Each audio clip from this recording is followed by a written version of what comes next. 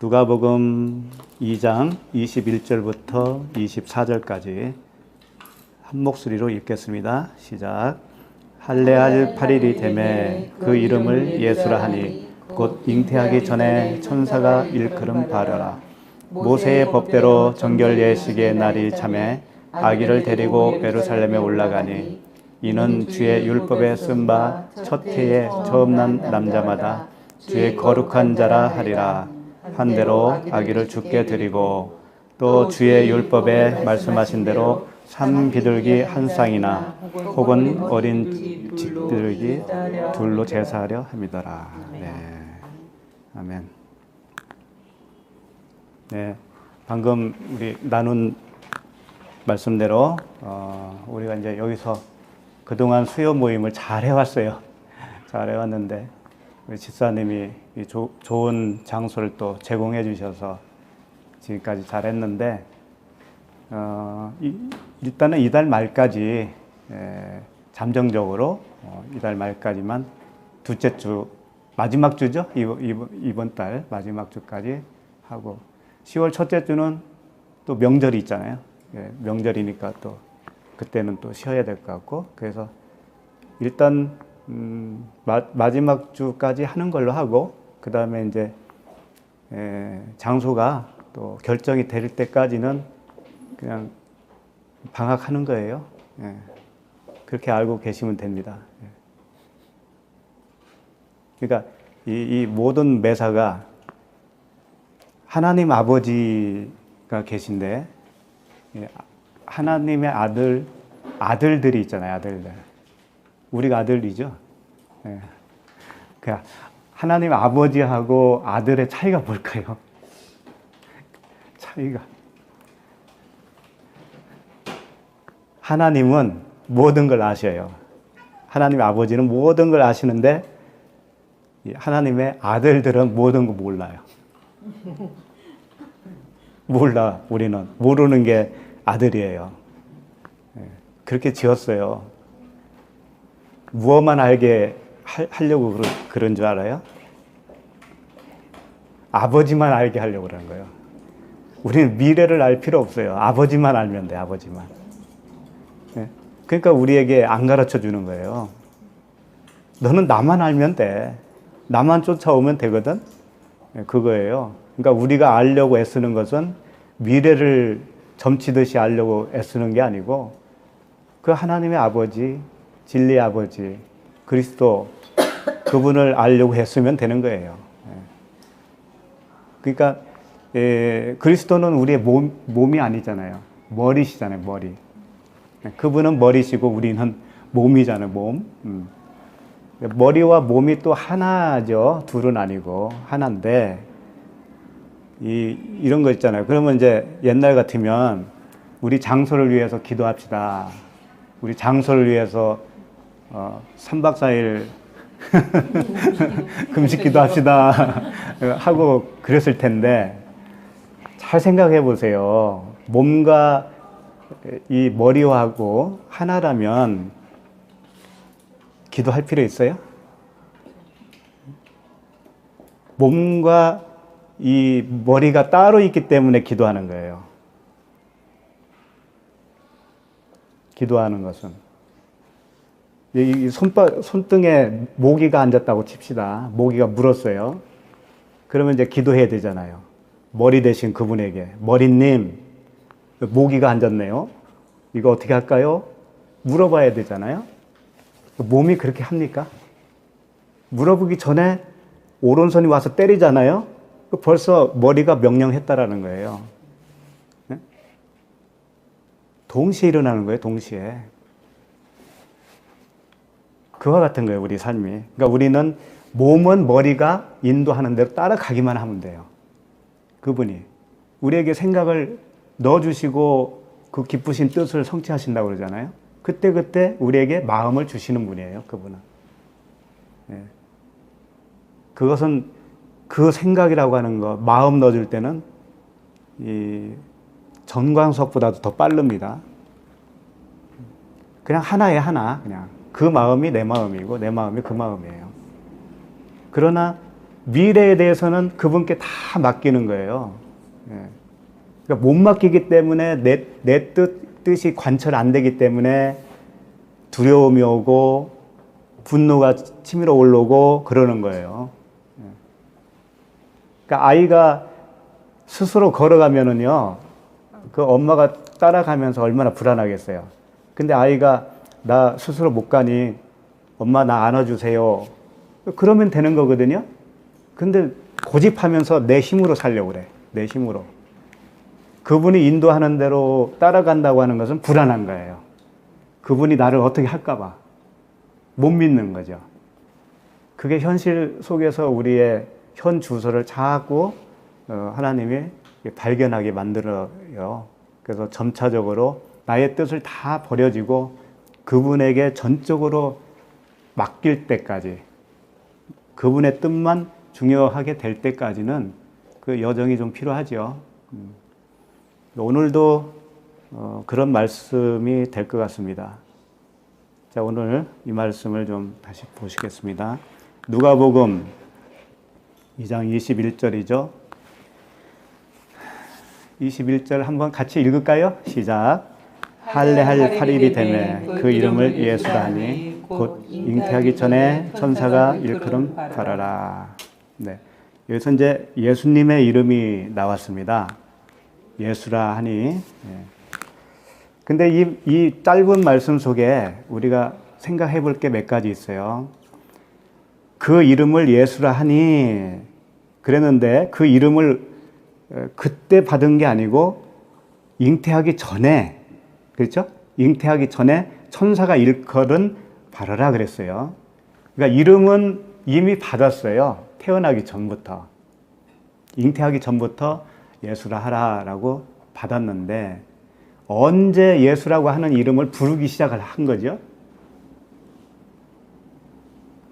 할례할 8일이 되매 그랬잖아요.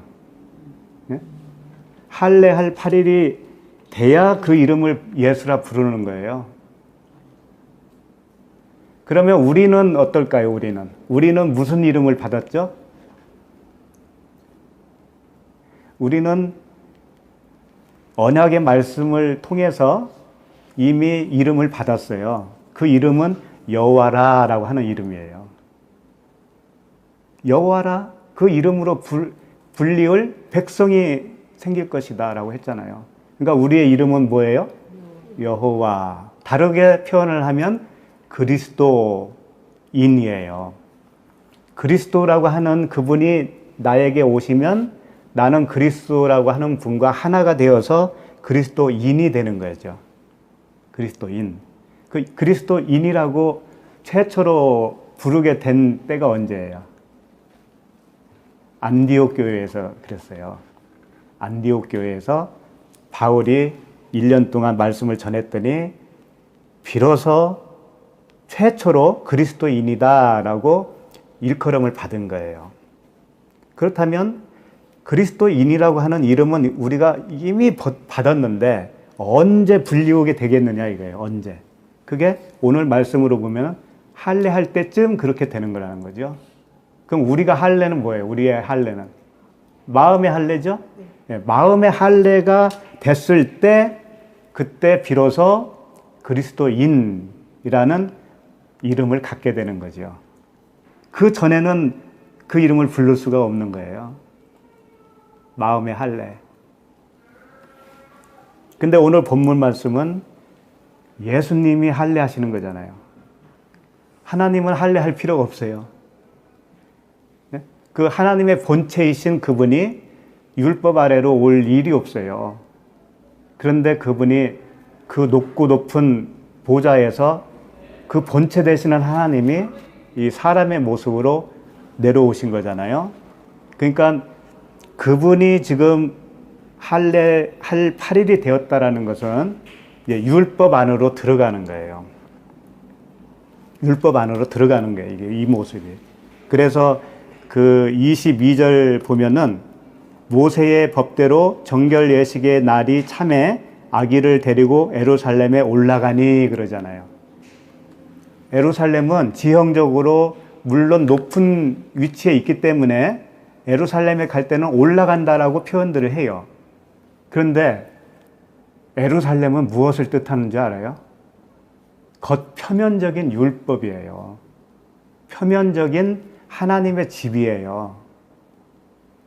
표면이에요, 표면. 껍데기. 근데 그 껍데기가 위에 있어요. 위에 있는데 그 위로 올라간다라고 표현하면은 예수님이 그거보다 더 낮게 오신 거죠.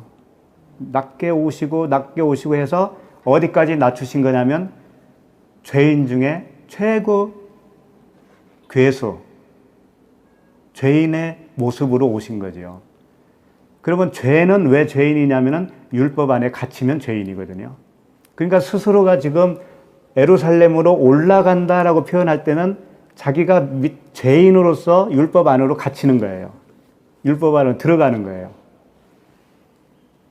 그러니까 그 율법 안으로 들어가는, 율법 아래에 매이시는 그분, 그렇게 해서 우리를 구원하는 거거든요.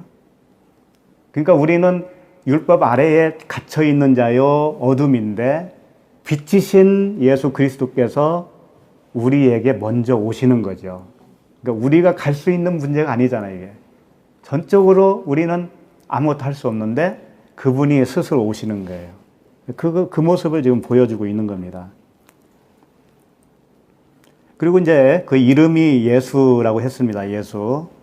마태복음 1장 21절에는 아들을 낳으리니 이름을 예수라 하라. 이는 그가 자기 백성을 그들의 죄에서 구원할 자이심이라 하니라. 자기 백성을 죄에서 구원할 자라고 하는 뜻이 예수라는 거죠. 그런데 23절 마태복음 1장 23절에는 어떤 말씀이 이어지냐면 잘 들어보세요. 보라 처녀가 잉태하여 아들을 낳을 것이요 그의 이름은 임마누엘이라 하리라 하셨으니 이를 번역한즉 하나님이 우리와 함께 계시다 함이라. 그러면 그 예수님의 이름이 몇 개예요? 예수라는 이름과 임마누엘이라고 하는 이름이 또 하나 있잖아요. 둘이에요. 그의 이름은 임마누엘이라 하리라 그랬으니까 그의 이름, 예수님의 이름은 예수와 임마누엘 둘이란 말이죠. 그럼 임마누엘이라는 뜻이 뭐예요? 하나님이 함께 계시다라는 뜻이죠. 그래서 임마누엘이라고 하는 단어를 잘 좋아합니다. 굉장히 좋아해요. 왜? 하나님이 우리와 함께 하니까 어떻게 생각해요? 함께 하는 거에 대해서 어떻게 생각하셔요? 나의 도움이시고 나의 보호자시고 나의 피할 방패시고 그런 거잖아요. 그래서 함께 하시다라고 생각하시잖아요. 근데 죄송하지만 그런 하나가 아니에요. 그런 함께가 아니라고요. 죄에서 구원하려면 함께 해야 되거든요. 주님이 우리를 구원하시기 위해서 오신 그분이 어떤 방식으로 하는가를 가르쳐 주는 게 임마누엘이에요. 어떻게 구원을 할 것인가. 그게 임마누엘이라고요. 무슨 말씀이냐면 이런 말씀이 있죠. 만일 우리가 그리스도와 함께 죽었으면 여기서 함께가 나오죠. 함께. 그게 임마누엘이에요. 우리가 만일 그리스도와 함께 죽었으면 함께 죽는 거 이게 임마누엘이라니까. 함께 죽었으면 또한 그와 함께 살 줄을 믿노니. 그러니까 함께 죽고 함께 사는 게 임마누엘이에요. 그렇게 함께 하시겠다라는 거죠. 근데 우리는 죽는 거에 대해서는 생각 안 하거든요. 그러니까 함께 사는 것만 생각을 해요. 함께 사는 거. 그래서 내 일이 잘 되고 잘 풀리고 건강하고 재밌게 알콩달콩 해주시겠지. 그렇게 생각을 하거든요. 근데 전제가 뭐예요? 죽어야 된다는 거. 한 번 죽어야 된다는 거예요. 이게 참 이제 우리에게 어려운 문제로 다가오는 거 아니겠어요? 근데 이게 복음이거든요, 이게. 죽는다고 하는 것이 복음이에요. 그 왜 복음인가는 이제 쭉 더 살펴보면 아시게 돼요. 예. 그러니까 임마누엘이라고 하면 임은 함께라는 뜻이에요. 마누는 이제 우리와라는 뜻이고 엘은 하나님이시죠. 하나님이 우리와 함께하시다.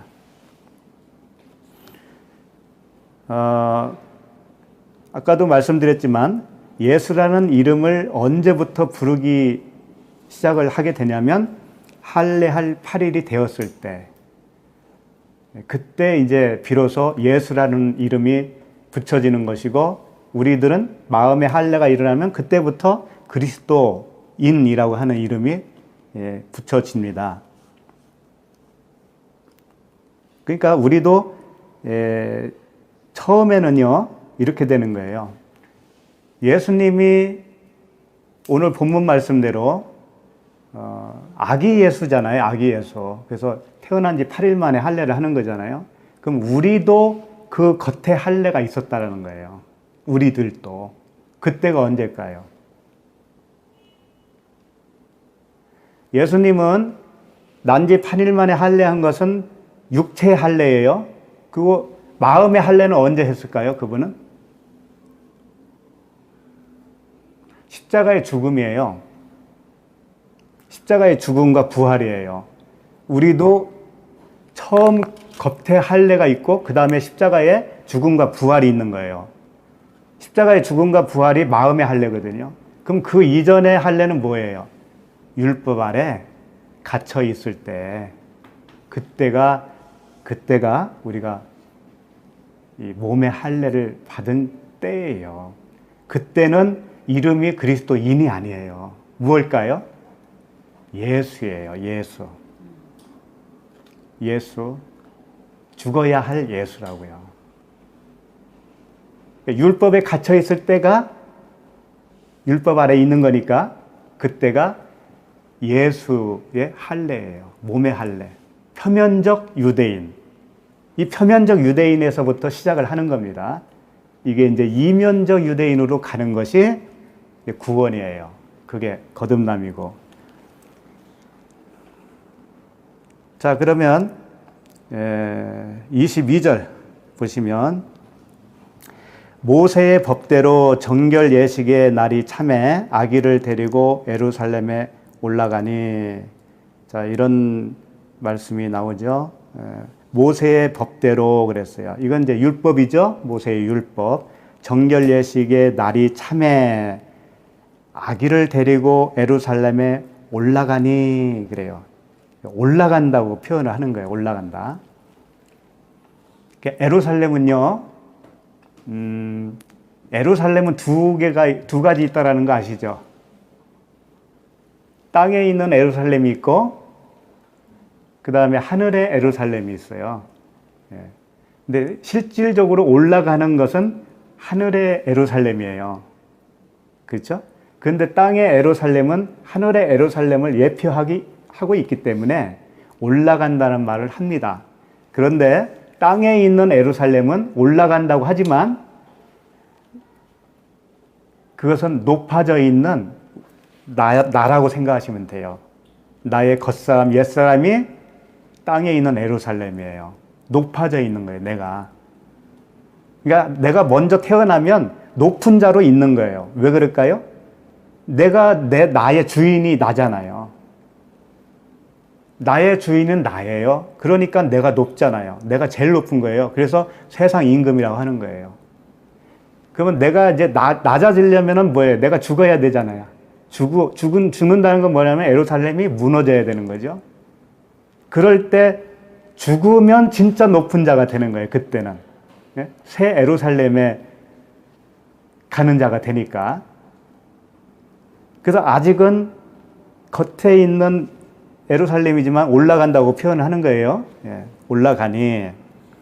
자, 이 말씀은 갈라디아서 4장 4절 말씀에 이런 말씀이 있어요.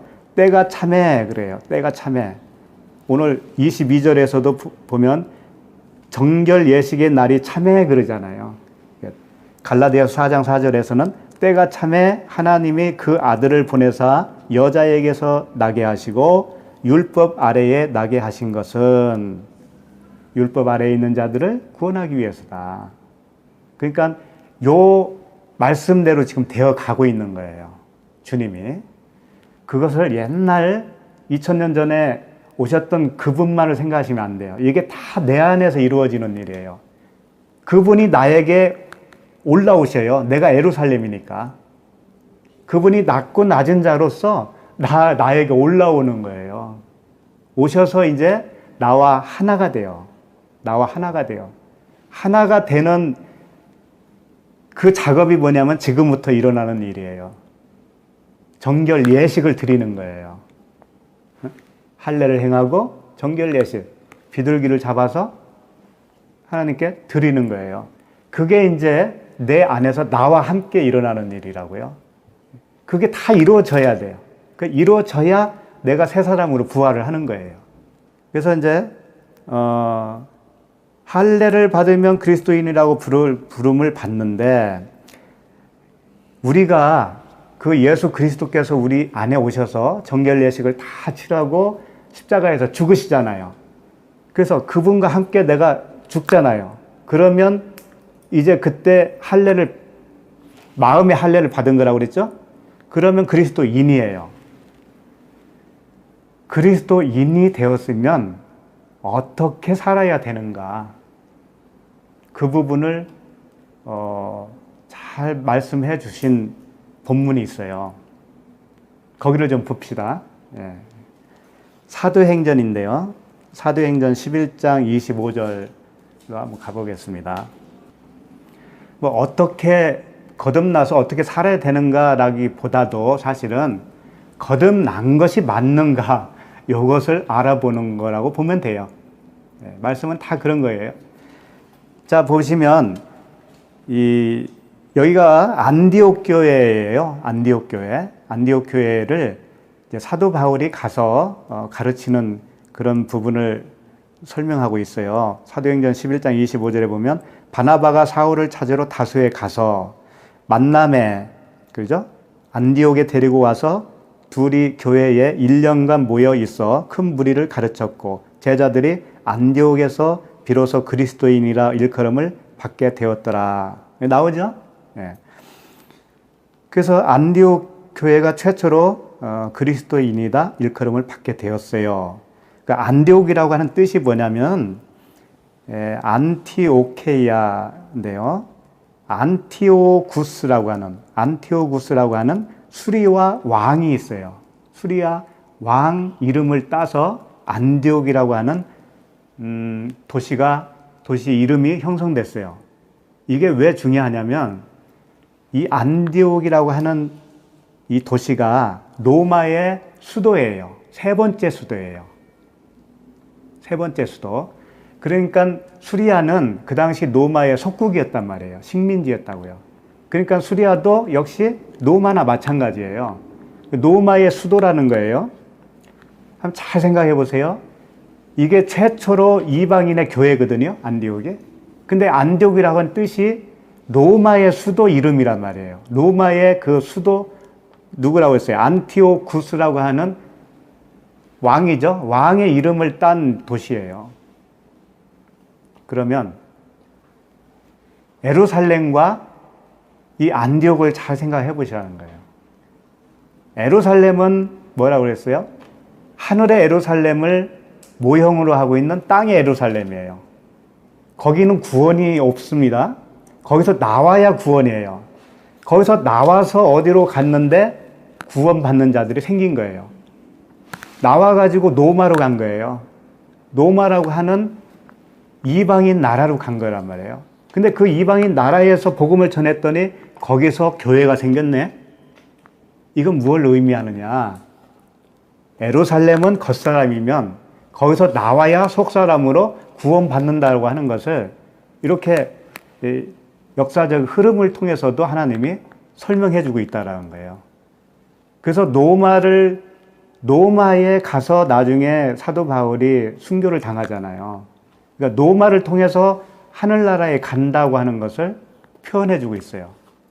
그러니까 예루살렘, 실질적으로 존재하고 있는 예루살렘은 표면적 유대인이에요. 우리의 옛사람이라고요. 그 이방인들이 구원을 받는다는 것을 통해서 우리의 내 안에 있지 않았던 그 하나님의 말씀의 씨가 떨어져서 새 예루살렘으로 내가 태어난다는 거죠. 그걸 이렇게 증거하고 있는 거라고요. 그러니까 이 최초로 이방 민족에게 생겨난 이 교회가 그만큼 상징성이 있는 거예요. 안디옥 교회가. 그리고 안디옥 교회가 나중에 교회가 굉장히 어려워져 가지고요. 이 물질을 걷어요. 연보를 모아서 예루살렘 성도들 도와준다고요. 그건 무엇을 의미하겠어요? 복음으로 된 내가 이제 정말 그 껍데기 예루살렘에게 이제 복음을 전해주는 거예요. 진짜 그 양식을 전해주는 거예요. 그래서 바울이 그렇게 예루살렘에 가야지 한 거예요. 예루살렘에 가면 너 잡힐 거야, 가지 마 이랬는데도 가는 거예요. 양식을 전해줘야 되니까. 사도행전 15장 1절을 보시겠어요? 15장 1절. 근데 이 안디옥 교회에 문제가 생겼어요. 어떤 문제가 생겼냐면 어떤 사람들이 유대로부터 내려와서 그러죠? 여기는 이제 내려왔다라는 표현을 쓰죠. 아까는 예루살렘에 올라간다고 그랬는데 예루살렘에서 내려왔어요. 예루살렘에서 이방 나라에 있는 안디옥 교회로 내려온 거예요. 근데 사실은 내려와야 사는 겁니다. 왜? 내가 높아져 있었는데 내가 낮은 자로 내려가야 산다니까. 내려와 가지고는 형제들을 가르치되 너희가 모세의 법대로 할례를 받지 아니하면 능히 구원을 받지 못하리라 하니. 근데 그 높아져 있던 그 사람들이 이 할례 문제를 가지고 온 거예요. 그러니까 예루살렘, 이 표면적 유대인들은 항상 율법을 행해야 된다라고 주장을 하는 사람들이잖아요. 구원받은 안디옥 교회에 와서 그 이야기를 하는 거예요. 너도 율법을 지켜라 라고 하는 거죠. 그랬더니 2절 바울 및 바나바와 그들 사이에 적지 아니한 다툼과 변론이 일어난지라 형제들이 이 문제에 대하여 바울과 바나바와 및 그 중에 몇 사람을 예루살렘에 있는 사도와 장로들에게 보내기로 작정하니라. 이게 그 유명한 바울과 바나바도 이 일에 있어서 다퉜다라는 거예요. 어떤 게 맞냐? 이거 할례를 하라고 해야 되냐? 말아야 되냐? 이 문제 가지고 다퉜다라는 거죠. 그래서 예루살렘에 있는 사도들에게 이거 보내자. 그래서 거기서 어떻게 결론을 지어주는지 거기에 따라서 하자라고 한 거죠. 그래서 바나바와 바울이 예루살렘으로 가요. 이 문제를 가지고. 그게 이제 11절이에요. 11절에 보면 15장 11절에 보면 베드로가 그 소식을 듣고 여러 가지 말을 했는데 그 중에 이제 끝에 가서 뭐라 했냐면 그러나 우리는 그들이 우리와 동일하게 주 예수의 은혜로 구원받는 줄을 믿노라 하니라. 베드로도 예수를 은혜로 믿음으로 구원받는다는 것을 믿는다 이거예요. 자기도 이렇게 얘기했어요. 그랬더니 야고보가 이제 또 말을 하는 거예요. 13절 말을 마침에 야고보가 대답하여 이르되 형제들아 내 말을 들으라. 야고보가 예수님의 동생이라고 알려져 있는 야고보예요. 야고보 사도가 아닙니다. 야고보 사도는 제일 먼저 순교당했잖아요. 그 야고보는 아니에요. 19절 가세요. 19절.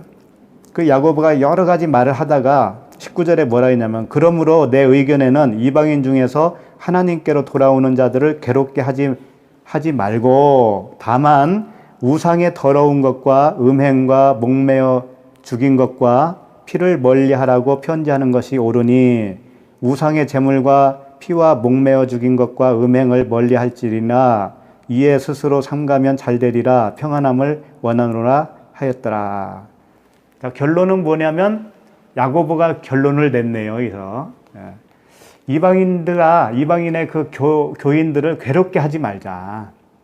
왜 율법을 지키라고 하니? 우리들도 그 율법을 다 지키지 못했는데 왜 이방인 성도들에게 율법을 지키라고 하냐? 하지만 다만 요 조항만 지키라고 하자 한 거예요. 그게 뭐예요? 19절. 20절에 있죠. 우상의 더러운 거. 첫 번째, 우상의 더러운 거. 그 다음에 음행. 그 다음에 목매어 죽인 것. 그 다음에 피. 요거예요. 요것을 멀리 하면 평안함을 얻을 거다라고 한 겁니다. 그럼 이제 우리도 이방인에 속합니다. 그러면 요것만 지키면 되는 거지요. 우리들도. 요것만 지키면 그리스도인으로서 잘 살아가는 거예요. 그러면 이거 이야기, 여기서 빠진 것은 그냥 아무렇게 살아도 되는 거예요? 여기서 빠진 거. 여기 보면은 도둑질 하지 말아라, 살인하지 말아라, 이런 얘기 있어요, 없어요? 없습니다. 부모를 공경하라, 형제를 사랑하라, 이런 얘기 있어요, 없어요? 없어요. 그러니까 우상의 더러운 것을 더러운 것이라고 했는데 29절에 보면은 우상의 제물이라고 되어 있어요. 29절에 이걸 다시 이제 제 말씀을 다시 한 건데. 그러니까 우상의 더러운 것과 우상의 제물은 같은 거예요. 그러니까 우상의 제물이 뭐겠어요? 우상한테 드렸던 뭐 음식이겠죠? 떡이겠죠? 예. 그거 먹지 말고 그 다음에 뭐예요? 음행이죠? 음행을 하지 말아라. 그건 이해가 가요. 그 다음에 목매어 죽인 거. 목매어 죽인 게 뭘까요? 자살을 하지 말라. 그 약 먹고 죽으면 괜찮아?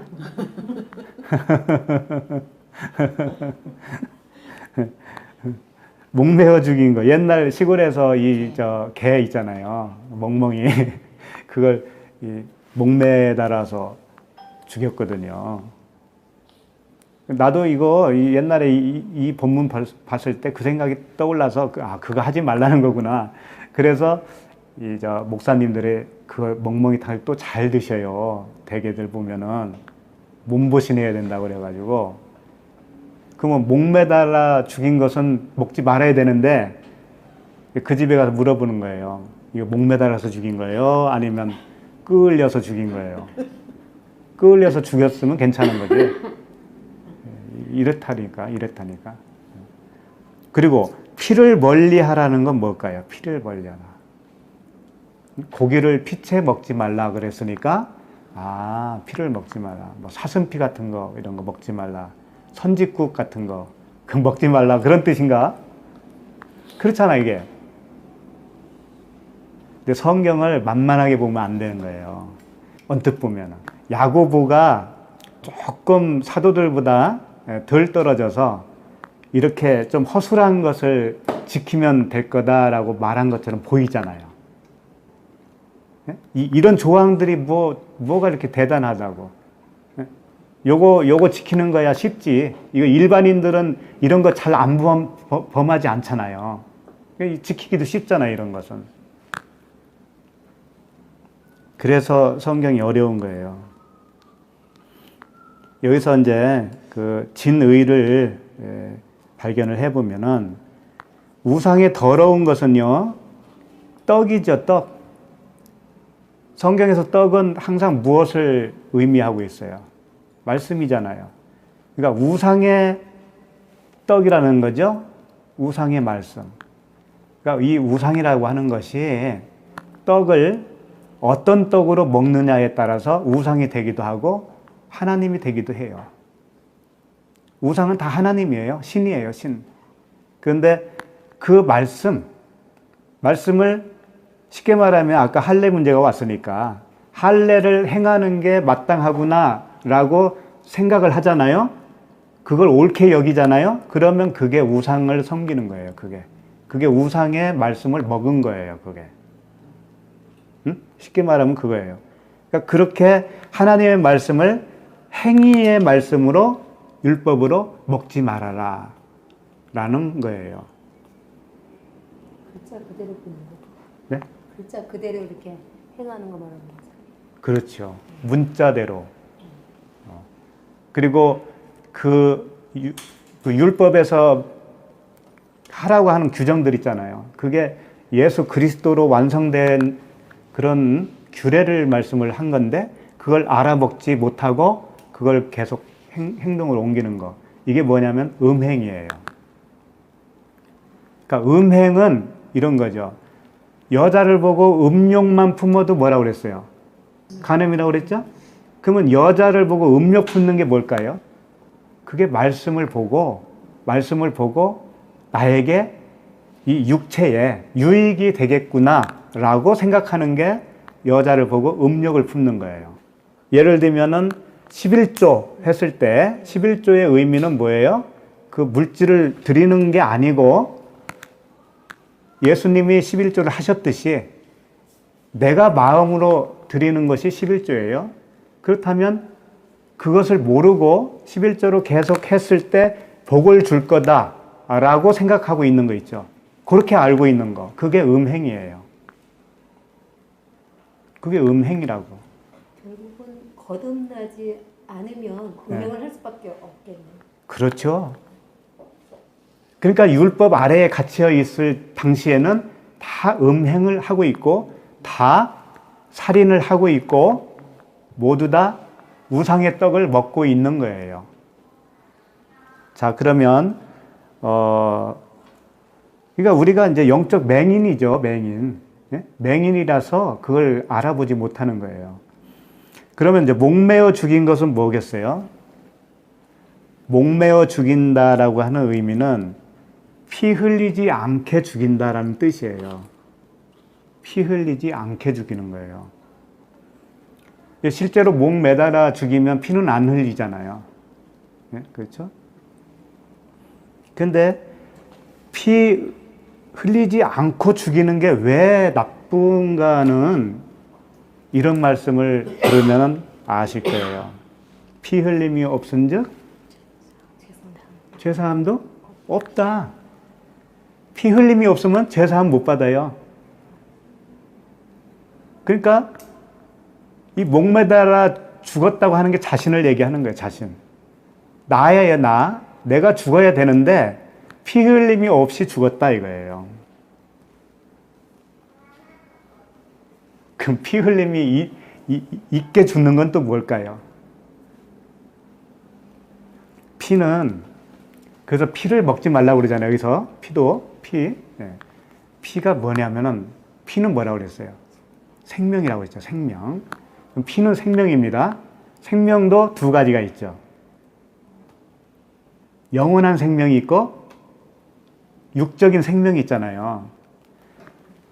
그러면 살을 피채 먹지 말라고 할 때 그 피는 누구의 피냐면 육신의 피예요.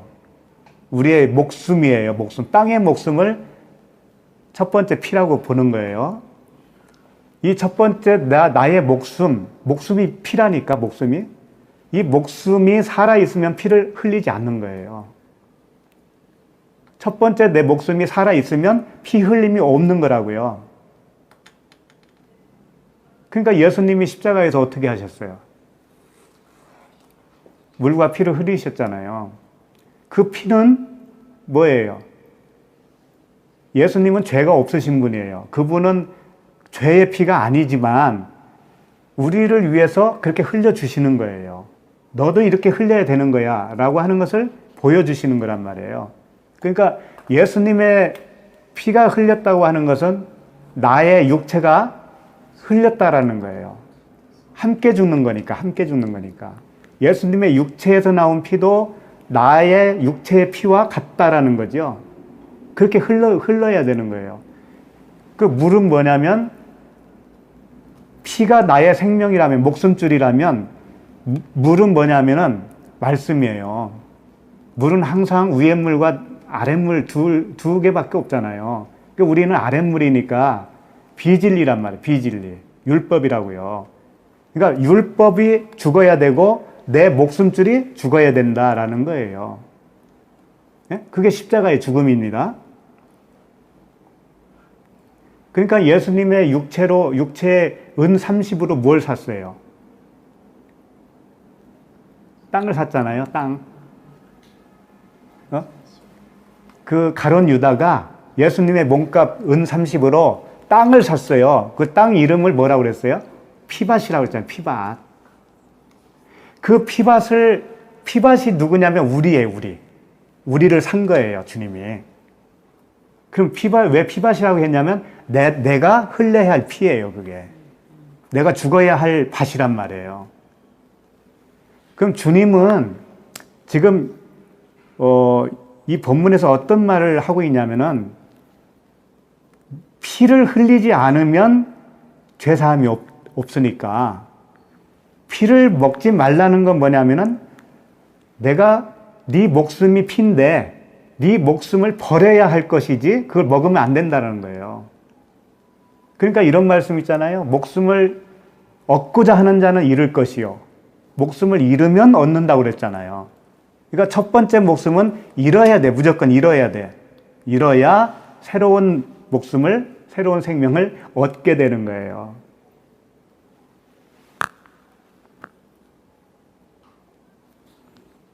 그래서 이 피가 생명이라고 했잖아요. 생명이 뭐냐면은 이생에 자랑할 때 이생이 뭐냐면 생명이에요. 이생의 자랑. 그러면 이생의 자랑은 뭐냐면 내 목숨이 있어서 내 목숨을 자랑하는 거예요. 이게 이생의 자랑이라고요. 그게 박살나야 된다고 그러잖아요. 근데 그 이생에 자랑할 때 이생이 비오스라고 하는 생명이에요. 비오스. 그런데 그 단어가 어디하고 똑같으냐면은 두렙돈을 냈을 때 그 여인이 두렙돈 연복기에 넣었죠? 주님이 생활비 전부를 냈다고 그랬어요. 그 생활비가 비오스예요. 생활비. 생명을 넣었다, 이거, 생명을. 그러니까 그 두렙돈의 여인은 자기의 목숨을 던진 거란 말이에요, 거기다가.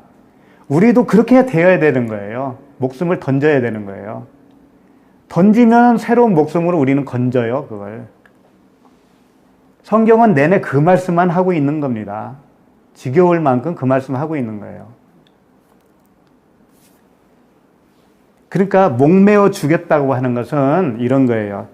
내가 그리스도와 함께 십자가에 죽은 그 죽음이 나에게서 일어나지 않는 것이 목매어 죽인 거예요. 피를 흘리지 않고 자기 속으로 혼자 죽었다고 생각하는 거예요. 나 죽었지, 맞아. 이론상으로만 그렇다 이거예요. 이론상으로만. 내가 죄인이고 아무것도 할 수 없고 내가 아무리 발부둥 쳐봐야 되지 않는다는 것을 깨닫지 못하기 때문에 자기의 뜻이 있는 거예요. 자기의 뜻. 그래서 자기의 뜻이 관철이 안 되면 참지를 못해요. 울분이 일어나요. 왜? 자기의 뜻대로 되어야 잘 된다고 생각하거든요. 우리 인간은. 그런데 하나님은 나를 만드신 분이고 나보다 더 잘 아시는 분이고 나를 어련히 알아서 이끌어 가실 분인데 그걸 못 믿어요. 못 믿기 때문에 내가 살아있는 거예요, 그게. 그래서 목매어 죽인 거, 그것은 스스로 죽는 거예요, 스스로 죽는 거. 그러니까 스스로 죽지 말고요, 이렇게 하시면 돼요. 이런 사람들 있죠. 그러니까 이제 예의가 바르고 윤리 도덕적으로 깨끗하고 그런 사람들은 자기를 자랑합니다. 나는 이렇게 하는데 쟤네들은 왜 저럴까? 이런다고요. 그러지 않나요? 네. 그리고 많이 배운 사람은 아이 저 못 배운 것들 이럴 거 아니에요. 판단하고 또 잘생긴 사람은 못생긴 사람 보고 아이고 이럴 거 아니에요. 그게 뭐냐면 형제의 눈에 있는 티를 보고 자기 눈에 있는 티는 못 보는 거예요. 자기 눈 속에 있는 들보를 못 보는 거예요. 그 주님이 뭐라고 하냐면 들보를 빼라고 그러잖아요. 그러니까 남을 이렇게 정죄하고 남을 판단하고 비판하는 것 자체가 자기가 어떤 존재라는 걸 본 적이 없기 때문에 그래요. 그러니까 이론이 아니에요. 내 존재가 어떤 존재라는 걸 본 사람은 감히 남을 판단 못 해요. 남을 정죄 못하고 비판도 못합니다. 왜? 내가 봤던 그 남의 그 티를 발견했었는데 나중에 보니까 티가 아니고 들보가 자기 안에 있네. 예? 내 안에 있는 건 들보야, 들보, 대들보. 그러니 그걸 발견한 사람이 어찌 다른 사람에 대해서 이러쿵저러쿵 얘기하겠냐고요. 그러니까 이렇게 되어야 돼. 우리는 내 착하게 살 수 없는 나, 그걸 고백을 하는 거예요. 그걸 선포해야 돼요. 우리는 나 착하게 살 수 없어요. 나 남편을 변화시킬 수 없어요. 어? 나 잘할 수 없어요. 나 도덕적으로도 흠이 많은 사람이에요. 이렇게 고백을 하는 거예요. 나의 실체를 본 사람은 그걸 고백할 수밖에 없어요. 그러니 주님이 하셔요. 주님이. 나는 착한 사람이 될 수가 없어요. 라고 하면 이상하게 착한 사람이 돼요. 왜? 주님이 하니까 그때부터는 주님이 하셔요. 그러니까 나는 못하고 나는 밑으로 가라앉아야 그분이 하시는 것이지, 내가 말 이렇게 대화해보면 그런 사람 있잖아요. 내가 나는 나는 이런데 왜 저 사람은 저러지? 항상 그게 말에 이렇게 배어 나오는데도 자기는 몰라. 자기를 자랑하고 있다라는 것을 자기도 몰라. 대화 중에 이게 보면은 그게 목매달라 죽은 거예요. 그 사람이 피를 흘린 적이 없는 거예요. 자기 목숨이 피라고 그랬잖아요. 자기 목숨이. 목숨을 잃은 자는 찾을 것이라고 그랬는데 목숨을 잃은 적이 없어요. 그러니까 항상 내가 나오는 거예요. 내가. 그게 이생의 자랑이라는 거예요. 그게. 는 거꾸로 가는 거예요. 발견했으니까 내가 열심히 해야지가 아니고 할 수 없는 존재라는 것을 고백을 하면 그분이 대신 해준다니까. 그때부터는 이게 신기한 거예요. 그게 내려놔지니까 사실 그렇죠. 남편 문제도 역시 마찬가지입니다. 애들 들어오고. 예, 남편도 내가 변화시키려고 그러고 남편 흉보고 남편이 이러쿵저러쿵 진리도 모르고 복음도 모르고 저 사람 언제나 귀가 열릴까 그러면서 짐승같이 대하잖아요. 그러면은 안 되는 거예요. 내가 할 수 없군요 라고 되어야 그때부터 하나님이 일하셔요.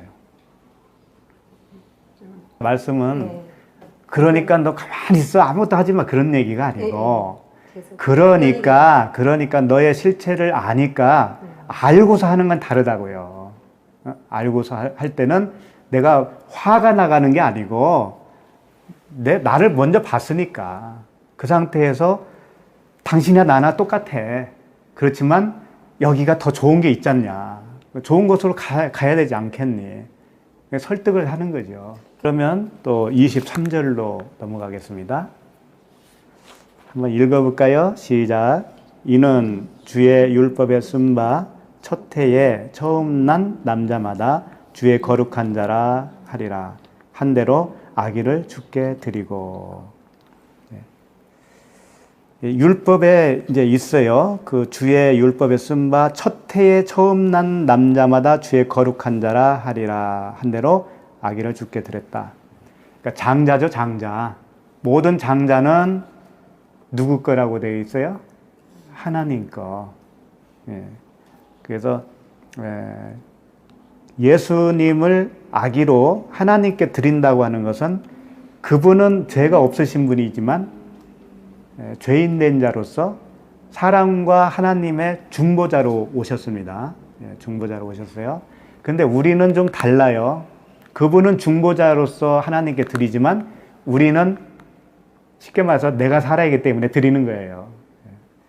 자, 신명기 그냥 읽어드릴게요. 신명기 15장 19절에 보면 이런 말씀이 있습니다. 내 소와 양의 처음 난 수컷은 구별하여 내 하나님 여호와께 드릴 것이니 내 소의 첫 새끼는 부리지 말고 내 양의 첫 새끼의 털은 깎지 말고 그랬어요. 그러니까 소, 양 이런 것들을 처음 것은 구별해서 하나님께 드려라. 그리고 그 처음 것, 첫 새끼 처음 것은 털도 깎지 말고 꺾지도 말고 드려라 이런 말씀이에요. 털을 깎지 말라는 건 뭐냐면, 털은 그 죄인의 짐승의 털이잖아요. 이 털이 짐승이라고 하는 심벌이에요. 그러니까 율법이 털이라고 그랬잖아요.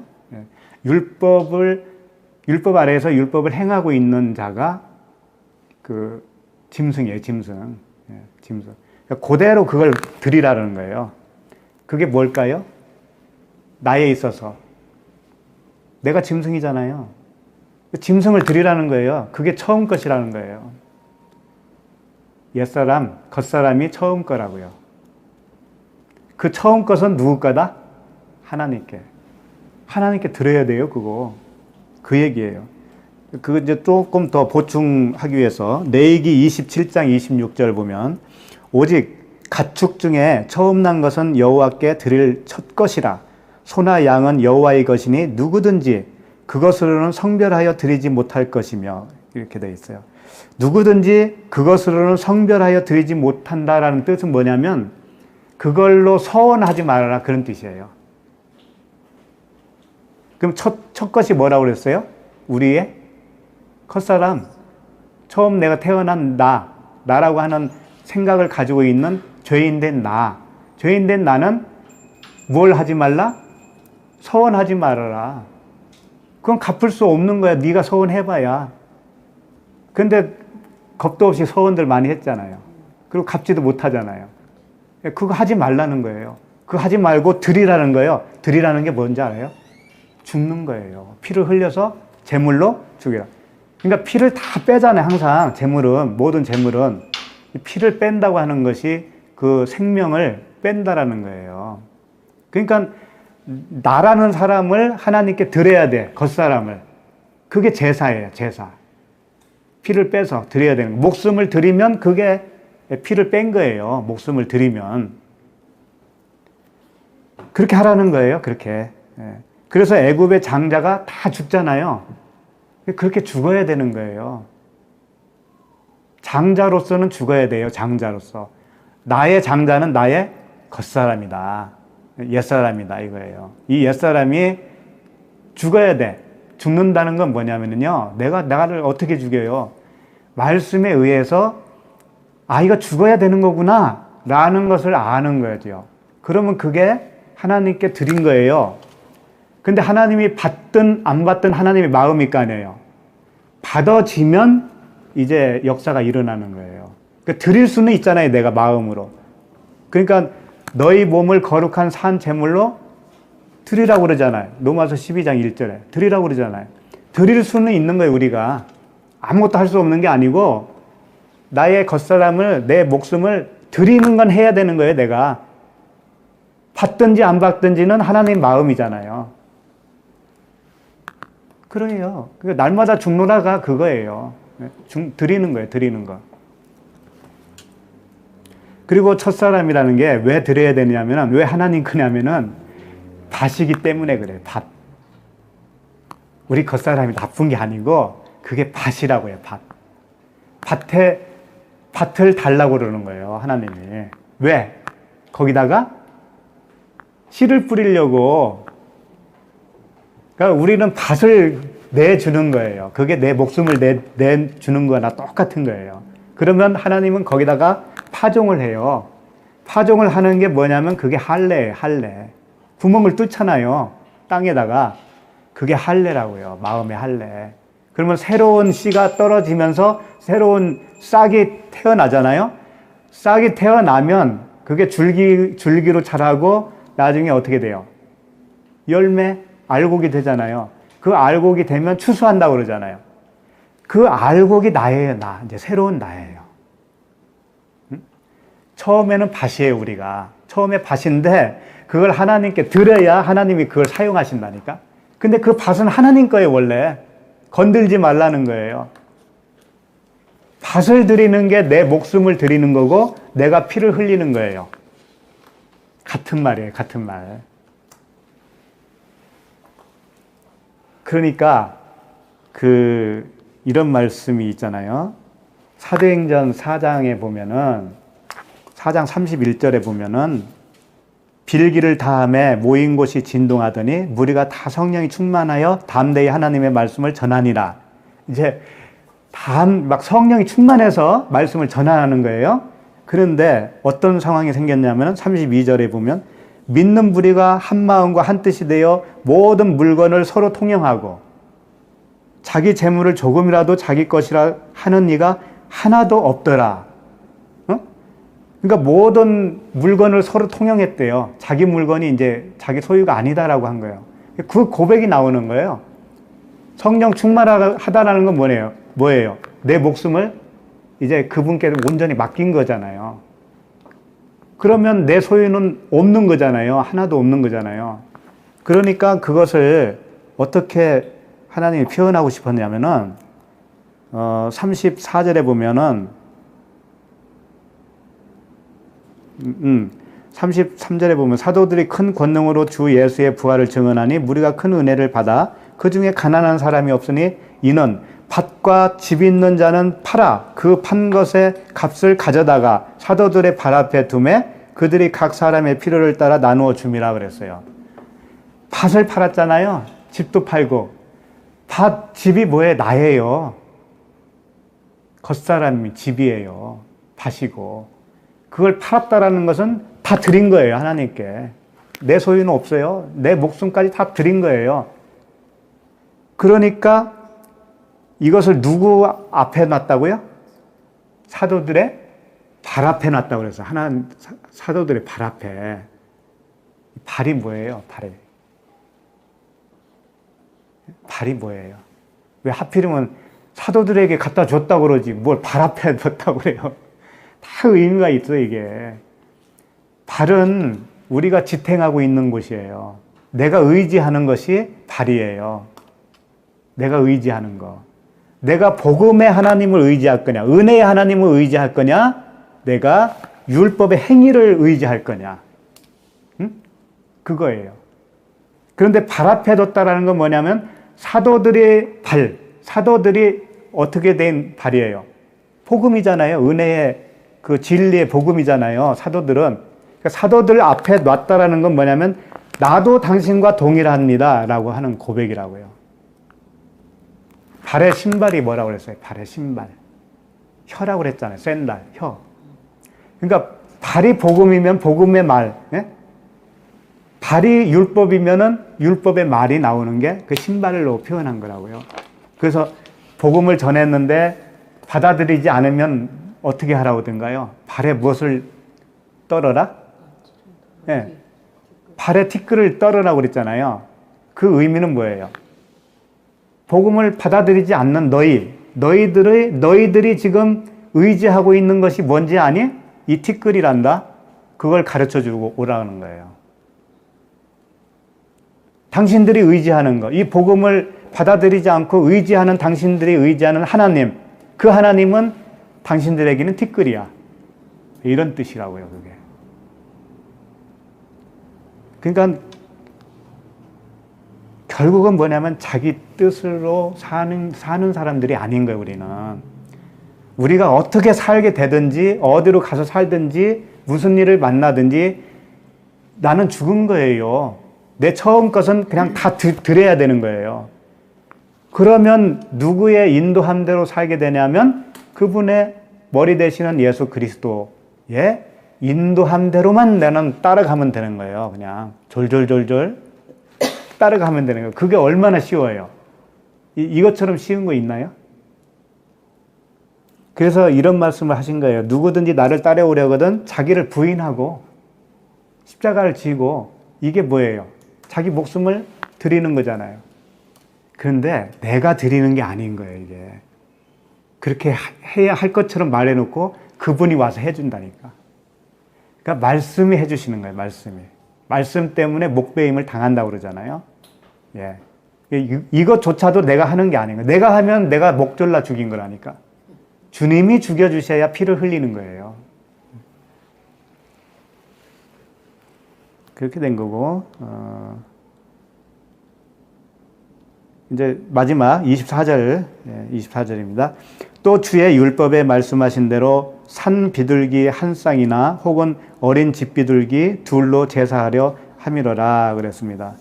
이제 이 산 비둘기나 집 비둘기 한 쌍으로 하라는 거죠. 제사를. 근데 왜 비둘기로 하라고 했냐면은 가난한 사람을 위해서 하나님이 배려해 놓은 거예요. 그래서 레위기 12장 8절에 보면 읽어드릴게요. 레위기 12장 8절에 그 여인이 어린 양을 바치기에 힘이 미치지 못하면, 양은 비싸니까 비쌀 그런 살 형편이 못 되면 산비둘기 2마리나 집비둘기 새끼 2마리를 가져다가 하나는 번제물로 하나는 속죄물로 삼을 것이요 제사장은 그를 위하여 속죄할지니 그가 정결하리라 라는 말씀이에요.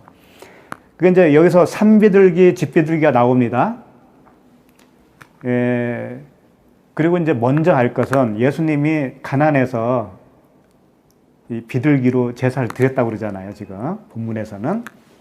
그러면 이 가난은 무슨 가난이냐면 심령이 가난한 자는 복이 있나니 할 때 그 절대적인 푸토코스예요. 그러니까 물리적으로 가난한 거 이거를 물론 그걸로 표현은 했지만 주님이 말씀하시고 싶은 것은 뭐냐면 심령이 가난한 것이 진짜 가난한 거야 라고 하는 거예요. 그러니까 비둘기를 드렸다고 하는 것은 심령이 가난한 사람만 드릴 수 있는 거예요. 왜 그럴까요?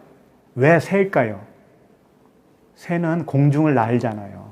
그러면 진리를 안 자란 말이에요. 진리를 안 자는 심령이 가난한 자와 동등한 거 같은 거예요.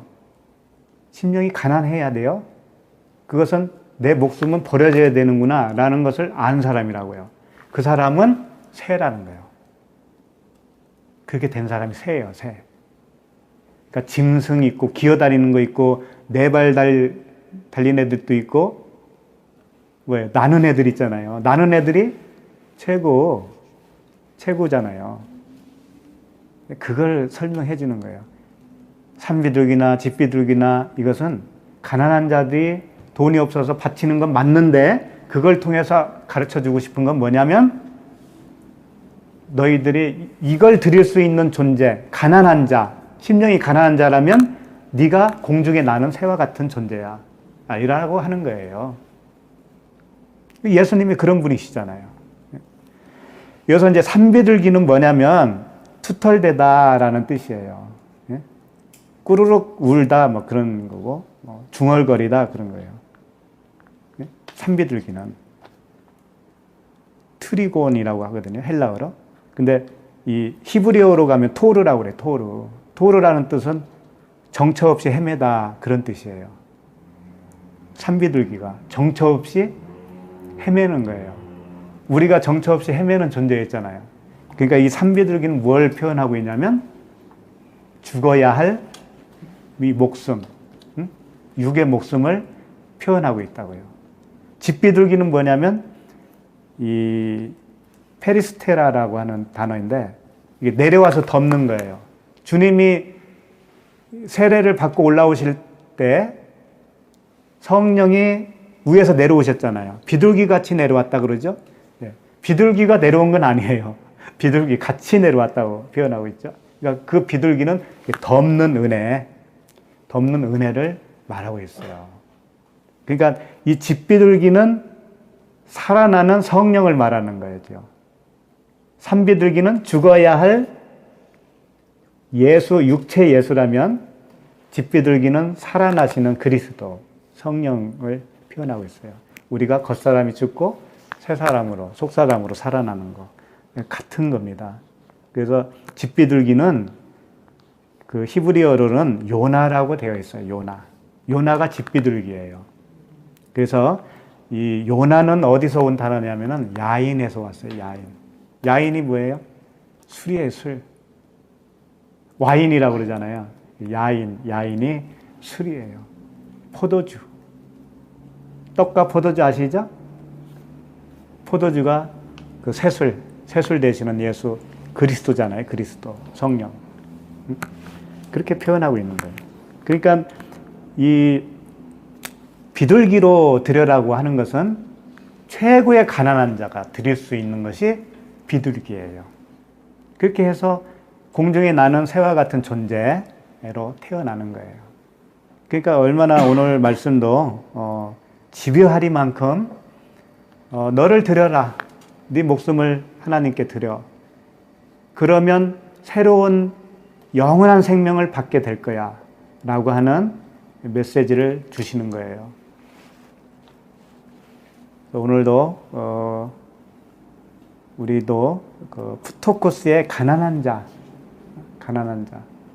나는 이렇게밖에 할 수 없는 존재군요. 생명이 없는 존재군요.